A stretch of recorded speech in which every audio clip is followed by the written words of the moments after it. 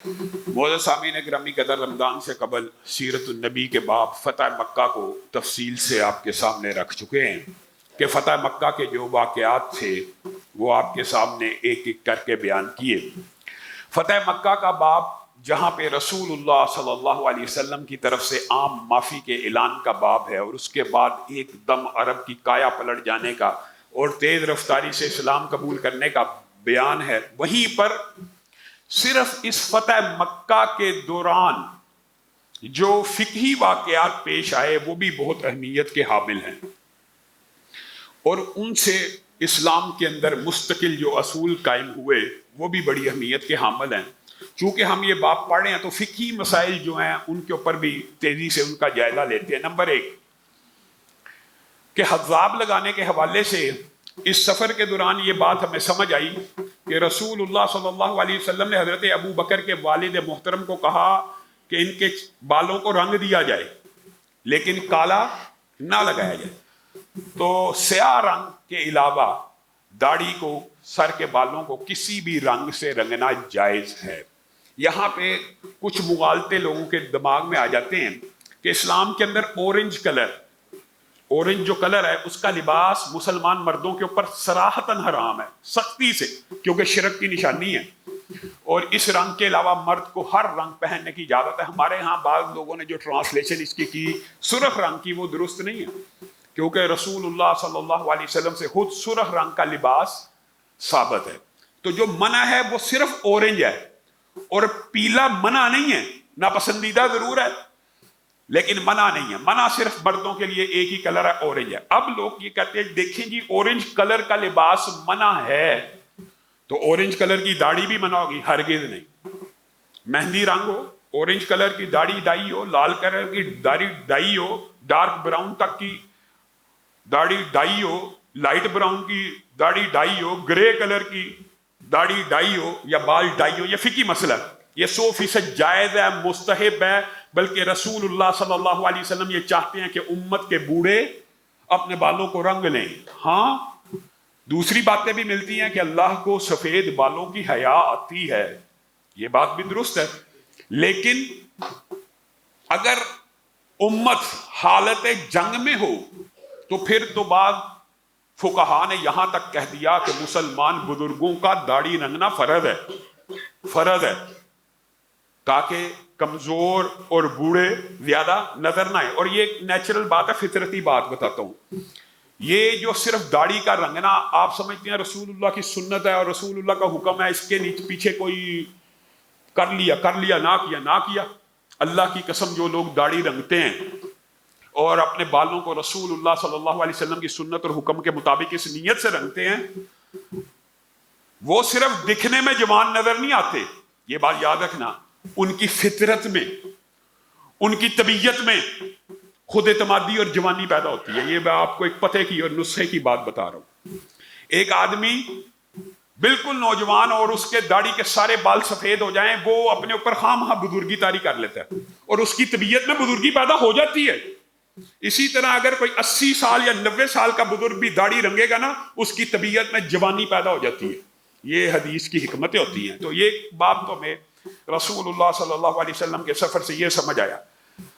دوسری بات، سعد ابن ابی وقاص آپ کو پتا ہے سفر میں بیمار ہو گئے، اور جب بیمار ہونے لگے وصیتیں کرنے لگے تو رسول اللہ صلی اللہ علیہ وسلم نے ڈانٹ دیا، روک دیا۔ یوصیکم اللہ، اللہ نے وصیت کر دی ہے بھائی، اللہ نے وصیت کی ہے وراثت کی۔ یوصیکم اللہ فی اولادکم، اللہ نے تمہارے بارے میں وصیتیں کر دی ہیں، تم کس چیز کی وصیت کرتے ہو؟ ہاں اگر کرنا چاہتے ہو تو غیر جو تمہارا وراثت میں حقدار ہے اس کے علاوہ کی وصیت ہوگی۔ یہ جو کلیہ اس کو سمجھنے کی بڑی ضرورت ہے۔ لا وصیت لوارث ہے، جو شرعی وارث ہے نا، جن کی وصیت اللہ نے کر دی ہے، بیٹا، بیٹی، خامن، میاں بیوی کے جتنے رشتے قرآن پاک میں بیان ہو گئے، ان کے حق میں وصیت نہیں ہے، وہ وصیت اللہ نے کر دی ہوئی ہے۔ ان کے حق میں اگر کوئی بندہ کہے گی میں اپنے بیٹے کو 2 کی بجائے پلس دینا چاہتا ہوں، جائز نہیں ہے۔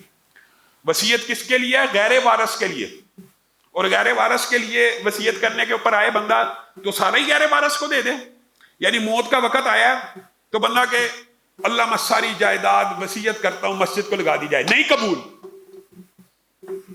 اب نہیں مانی جائے گی. اپنی زندگی میں لگا دیتا، پورا لگا دیتا. اب موت آ گئی ہے تو اپنے وارثوں کو غریب چھوڑ کے جانا چاہتا ہے.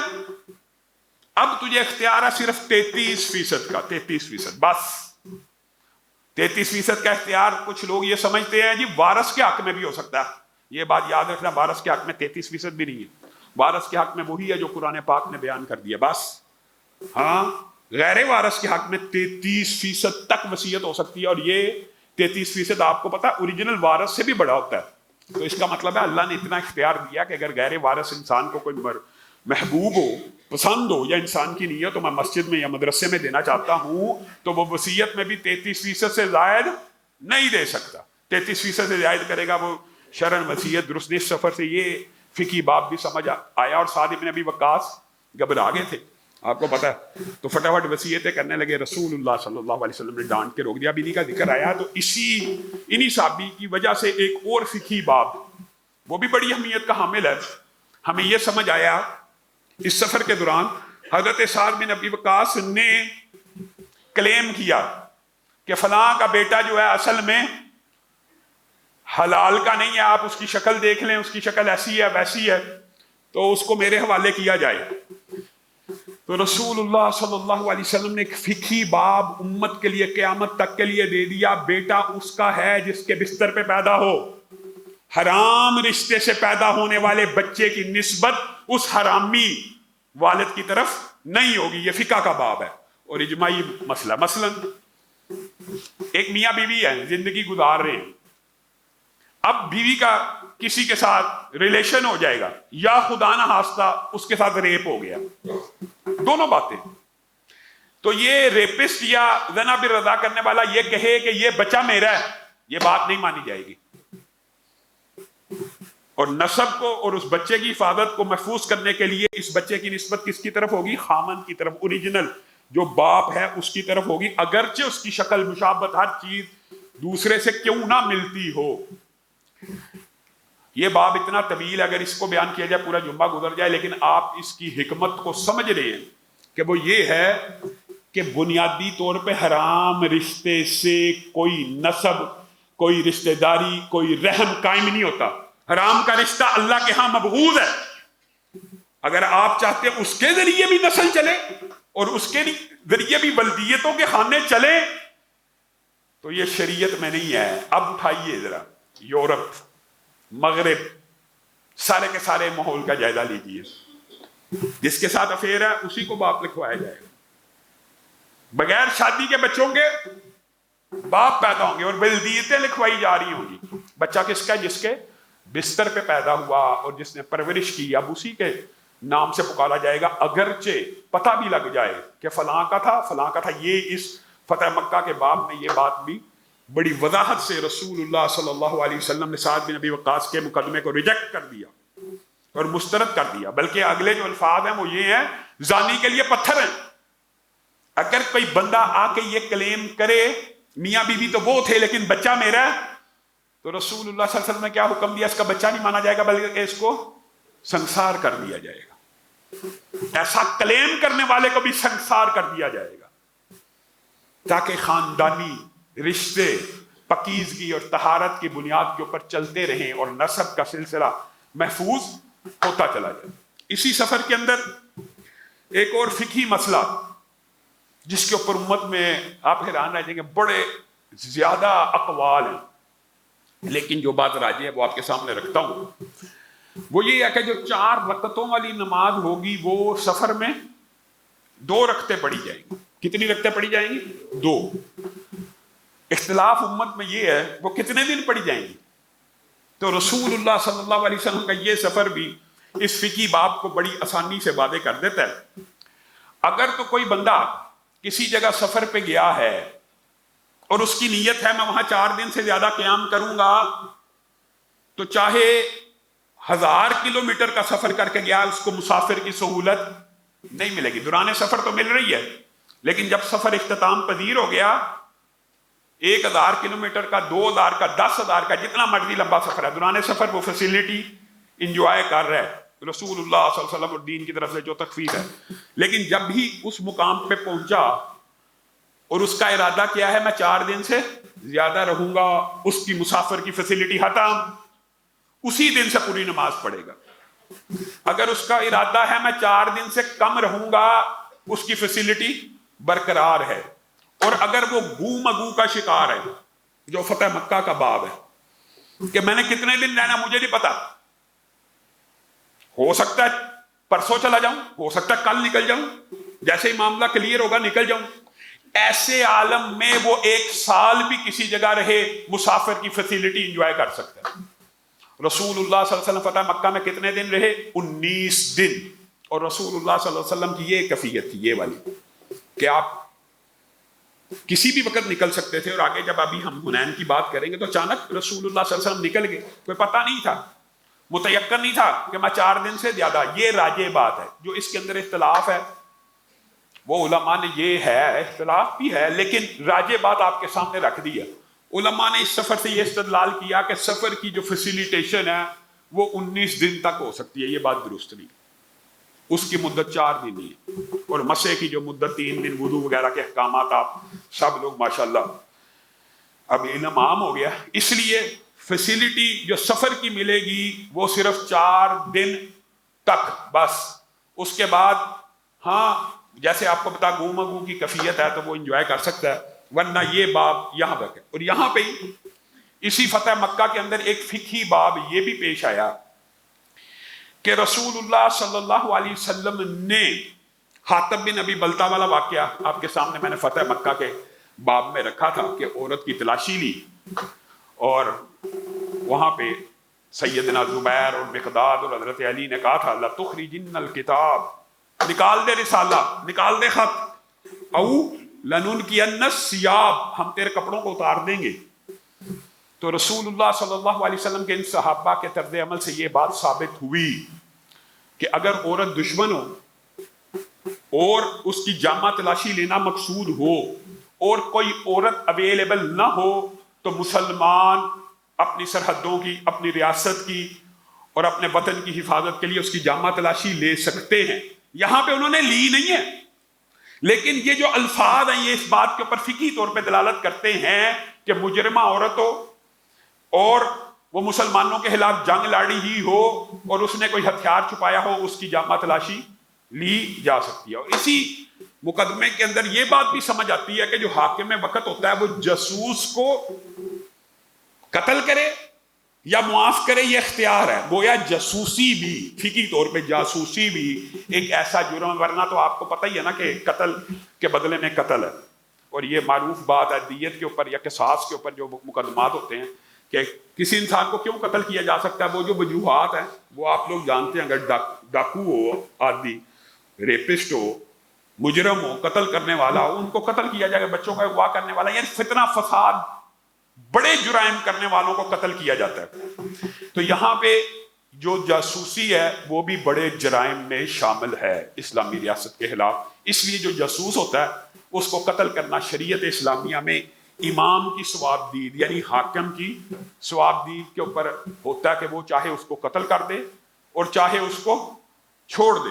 اسی طرح دیگر فقہی ابواب بھی اسی سفر میں بہت سے ہیں. علماء نے تو 20-25 بیان کیے، صرف موٹے موٹے آپ کے سامنے تذکرہ کر رہا ہوں، پھر بات کو آگے بڑھاتے ہیں. چاشت کی رکعتوں کے حوالے سے اور ضحیٰ کی رکعتوں کے حوالے سے یہاں پہ یہ بات ثابت ہوئی اس سفر میں کہ جس طرح تہجد کی نماز اور تراویح کی نماز 8 رکعت ہے، چاشت کی نماز بھی 8 رکعت ہے، اس سے زیادہ نہیں ہے. اور اس کے جو فضائل و مناقب ہیں وہ آپ سب جانتے ہیں کہ جو بندہ فجر کی نماز پڑھ کر بیٹھا رہے اپنی نشست پہ یا مسجد میں اللہ کا ذکر کرتا رہے، 2 رکعت پڑھے، 8 کی بات نہیں، اس کو ایسے ہے جیسے حج اور عمرے کا ثواب مل گیا. اور اگر 2 سورج نکلنے کے بعد پڑھتا تو جنت میں ایک محل بن گیا. یہ 8 رکعت جس طرح رات کی نماز ہے اسی طرح 8 رکعت چاشت کی نماز ہے. یہ بھی فقہی طور پہ یہاں پہ یہ بات ثابت ہے. اور جو ایک اور اہم مسئلہ یہاں پہ ثابت ہوا کہ مسافر اگر روزہ رکھنا چاہے رکھ لے، اگر چھوڑنا چاہے چھوڑ دے. نہ رکھنے والے کے اوپر ملامت ہو سکتی ہے، نہ چھوڑنے والے کے اوپر ملامت ہو سکتی ہے. کوئی نہیں یہ کہہ سکتا یار تجھے رخصت تھی تو نے کیوں رکھا. ہاں اپنے آپ کو مشقت میں نہ ڈالے. وہ رسول اللہ صلی اللہ علیہ وسلم نے کہہ دیا آگے جا کے ہم یہ واقعہ بھی جب پہنچیں گے کہ یہ کیا کر رہا ہے, یعنی پیاس سے مر رہا ہے اور مسافر ہے اور اپنے اوپر چھتریاں لے کے کھڑا کروایا ہوا ہے اور لوگوں کو بھی آزمائش میں ڈال رہا ہے. تجھے اللہ نے رخصت دی تھی تو نہ رکھ, یعنی آزمائش میں نہ ڈالے. کوئی بندہ اپنے آپ کو آزمائش میں ڈالے بغیر روزے کی طاقت رکھتا سفر میں رکھ لے, اس کے اوپر کوئی گرفت نہیں, اس کا روزہ قبول ہے. اور جو بندہ روزہ چھوڑنا چاہے تو بندہ کہ یار تو بڑا تگڑا تے جوان سا یار یہ چھوٹا یا سفر ہے تو تو روزہ ہی چھڑ دیتا, یہ کہنے کے اوپر بھی پابندی ہے اسلام میں. کوئی بندہ مسافر ہے روزہ چھوڑنا چاہے بے دریغ سفر کی, جو اللہ تعالیٰ نے اجازتیں دی ہیں, جو اصل میں دین آسانی کا نام ہے. جہاں جہاں پہ اللہ رب العزت نے آسانی دی ہے وہاں پہ اگر کوئی بندہ آسانی کو اویل کر لیتا ہے تو اس میں کسی بھی قسم کی حرج اور قباحت کی بات نہیں ہے. اسی طرح ایک فقہی مسئلہ جس کے بارے میں بھی معاشرے میں بہت غلط العام ہے, اس سفر سے ثابت ہوا کہ اگر کوئی بندہ مکہ مکرمہ میں بغیر احرام داخل ہو جاتا ہے تو اس کے اوپر کوئی گرفت نہیں ہے.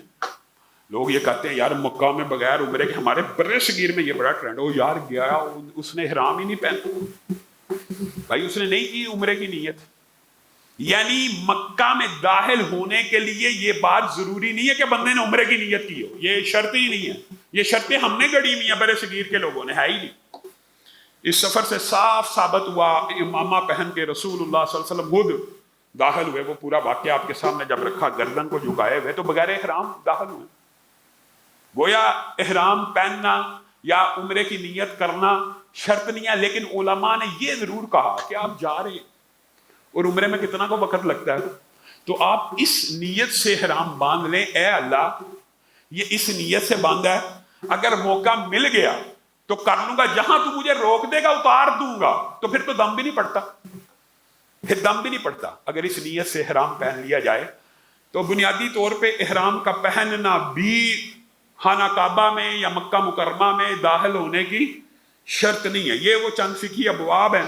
اور ہاں ایک بہت اہم مسئلہ, بہت بڑا یہ بھی مسئلہ فقہ کے اندر سمجھا جاتا ہے کہ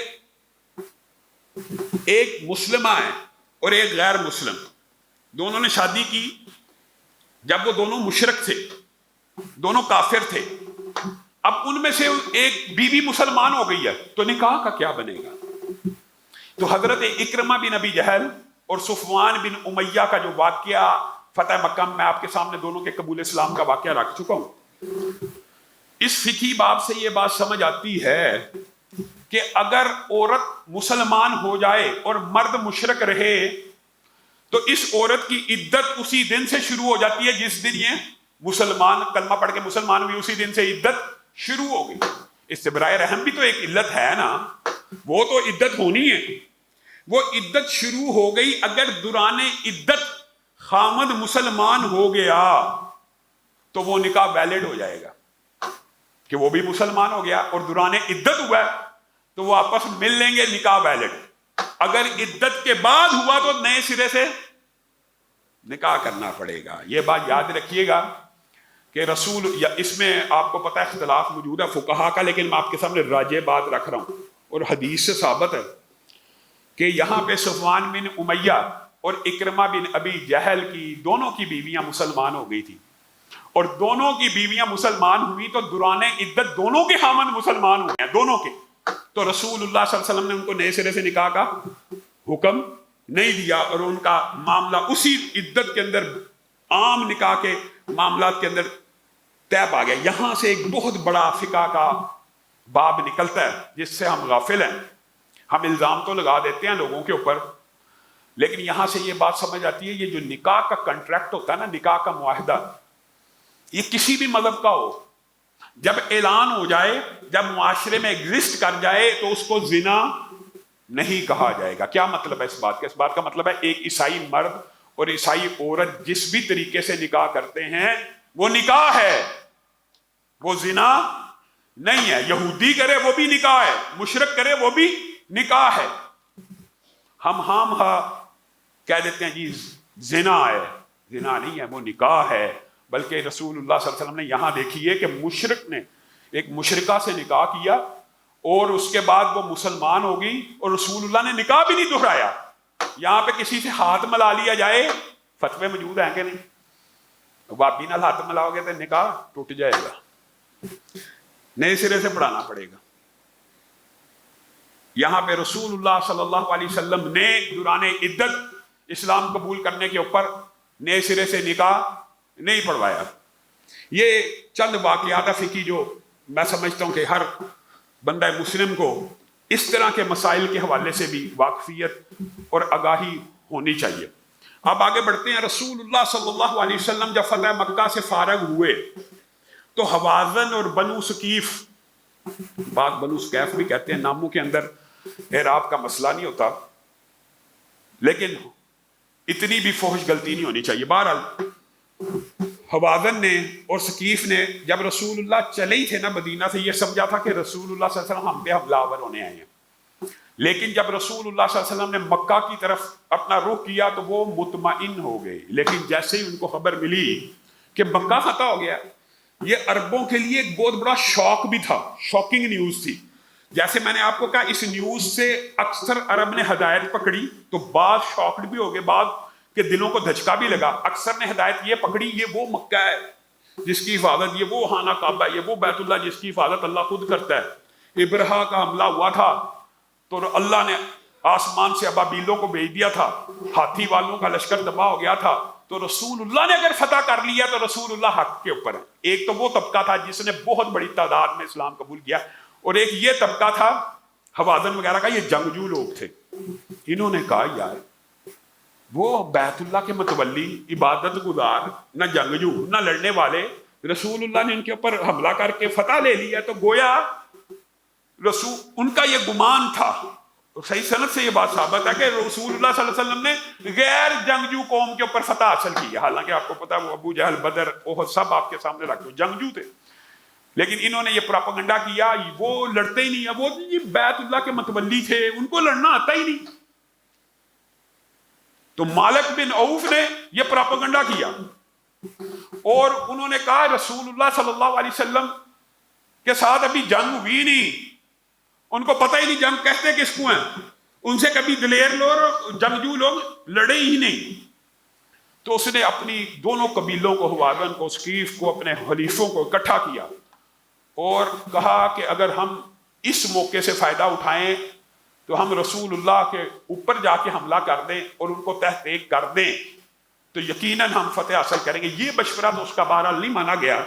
لیکن رسول اللہ صلی اللہ علیہ وسلم تک جب یہ اطلاعات پہنچی کہ مالک بن عوف یہ کر رہا ہے، نوجوان تھا، 35-36 سال کا، جنگجو تھا، دلیر تھا، تو رسول اللہ صلی اللہ علیہ وسلم آپ کو پتا فوراً اقدامی جہاد کے قائل تھے اور فوراً رسول اللہ صلی اللہ علیہ وسلم نے پلاننگ کی کہ 10,000 صحابہ کے ساتھ آیا ہوں تو ان کو جا کے سبق سکھلایا جائے کہ ہمارے پہ حملے کی سوچ رہے ہیں، آپ تو ہم فاتح مکہ ہو چکے ہیں، آپ تو ہماری ریاست پورے عرب میں اسٹیبلش ہو گئی، کیونکہ بنیادی مقام آپ یہ سمجھے دارالخلافہ عرب کا مکہ تھا، وہ فتح ہو گیا سمجھے پورا عرب فتح. تو رسول اللہ کے اور صحابہ کے دماغ میں بھی یہ تھا کہ اب عرب میں ہماری حکومت ہے، تو ساتھ ہی چند کلومیٹر کے فاصلے کے اوپر طائف کے قریب حنین میں میرے خلاف اتنی بڑی سازش ہو رہی ہے اور ہمارے پہ حملہ کرنے کا سوچ رہے ہیں. تو رسول اللہ صلی اللہ علیہ وسلم لشکر لے کے نکلے.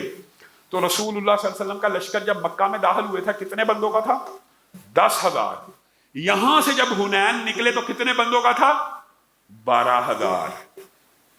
یہ بات ذہن میں رکھیں کہ ایک دن نہیں، یہ 19 دن کے اندر اندر ہی، صرف 19 دن کے اندر اندر یہ 2,000 نئے صحابہ جن کو طلقاء بھی کہا جاتا ہے، اللہ کی طرف سے اعداد کردہ، جن کو رسول اللہ نے کہا تھا لا تثریب علیکم اليوم، آج تمہارے اوپر کوئی گرفت نہیں ہوگی، میں یوسف کے الفاظ کروں گا تم میرے بھائی ہو، تمہیں آزاد کیا. وہ 2,000 بھی ایڈ ہو گئے اور وہ ظاہر ہے پہلا ان کا مارکا تھا، وہ رسول اللہ صلی اللہ علیہ وسلم کے ساتھ جوش اور جذبے اور اسلام کی حقانیت، وحدانیت، فتح مکہ کے سارے احوال کو اپنی آنکھوں سے دیکھ چکے تھے، ان کے اندر بھی جذبہ جہاد تھا. رسول اللہ صلی اللہ علیہ وسلم نے جب حنین کا اعلان کیا یہ 2,000 بھی ساتھ ہو گئے. لیکن ان 2,000 نے جلدی کی نہیں، نہ اسلحے کی تیاری، نہ صحیح مال و اسباب. بعض لوگوں کے بارے میں آتا ہے وہ اتنے جوش میں نکلے کہ ان کے پاس لکڑی بھی نہیں تھی لڑنے کے لیے، لکڑی کے بھی بغیر چل پڑے کہ بس لڑنا ہے تو رسول اللہ صلی اللہ علیہ وسلم کے ساتھ جا کے. تو رسول اللہ صلی اللہ علیہ وسلم انہی کی وجہ سے نقصان ہوا. رسول اللہ صلی اللہ علیہ وسلم کے ساتھ یہ 12,000 کا لشکر جب پہنچا تو مالک بن عوف نے جو پلاننگ کی، وہ تاریخ میں سیرت کے ابواب کے اندر اس پلاننگ کو بڑا تفصیل سے بیان کیا جاتا ہے کہ سب سے پہلے اس نے اپنی قوم سے خطاب کیا اور اس نے کہا میں جنگ کرنا چاہتا ہوں اقدامی آگے بڑھ کے.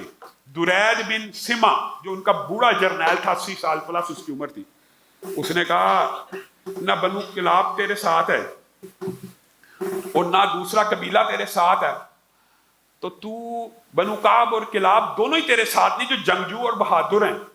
اگر وہ حوازن کا ساتھ نہیں دے رہے تو اس جنگ میں حوازن کی فتح نہیں ہو سکتی. تو اس نے کہا ہم 24,000 ہیں، وہ 10-12,000 ہیں، ڈبل کا فرق ہے. تو درید نے کہا ٹھیک ہے، حکمت عملی کچھ ایسی بنا کہ جنگ کر کے دیکھ لے اور اگر تجھے شکست ہوتی نظر آئے تو جان بچا کے فرار ہو جائے. اس نے کہا یہ کیسی بات کی، آپ بوڑھے ہو گئے، آپ ڈرپوک ہو گئے. حالانکہ وہ سمجھدار تھے اور وہ جرنیل تھا اور وہ صحیح مشورہ دے رہا تھا کہ جب فاتح کا مرال بلند ہو اس کے سامنے نہیں کھڑا ہونا چاہیے. اس نے بڑی سمجھانے کی کوشش کی، لیکن مالک بن عوف کہنے لگا کہ میں اپنا سارا مال و اسباب، جس کو ہم پنجابی میں ڈور ڈنگر کہتے ہیں، وہ بھی ساتھ لے کے جاؤں گا. کتنے لے کے آیا؟ آپ حیران رہ جائیں گے. 40,000 بکریاں، 24,000 اونٹ اور ساری فیملیز کو 10,000 سے زائد ان 24,000 کے علاوہ اپنی فیملیز بچے ساتھ لے کے نکل رہا. اور درید نے تقریر کی، اس کی بات کو نہ مانا گیا. اس نے کہا اللہ کے بندے اگر شکست ہوگی تو یہ عورتیں بچے بھی غلام بن جائیں گے، یہ مال سارا چلا جائے گا، نہ فرار ہونے کی. کہا میں اسی لیے تو جا رہا ہوں، ان کو اسی لیے تو پیچھے لے کے جا رہا ہوں کہ کوئی بھاگنے کی نیت ہی نہ کر سکے. اس کو پتا ہو کہ بس اب آخر تک لڑنا ہے، اب مرنا ہے. بس اپنی طرف سے اس کی حکمت عملی اور اس نے جوش و جذبے کے ساتھ قسمیں دے کے اس حکمت عملی کو اپنایا. تو اس حکمت عملی کے ساتھ بظاہر جو 24,000 کا لشکر تھا وہ صحابہ کو اور دیکھنے میں معلوم ہوتا تھا، یہ میں صحیح سند سے چند باتیں آپ کے سامنے رکھ رہا ہوں، 1,00,000 سے زائد. کس طرح؟ آگے انہوں نے اپنے سوار رکھے ہوئے، پیچھے پیدل اور پیچھے اونٹ، 24,000 اونٹ پیچھے کھڑا ہو. انسان کو یہ پتہ لگتا ہے اس کے اوپر بندہ بیٹھا ہے کہ نہیں، وہ تو لگتا ہے لاکھوں. تو گویا اس نے اپنے لشکر کی ہیبت اور سیٹنگ ایسی کی ہے، وہ 24,000 تھے لیکن دکھنے میں 1,00,000 لگتے تھے.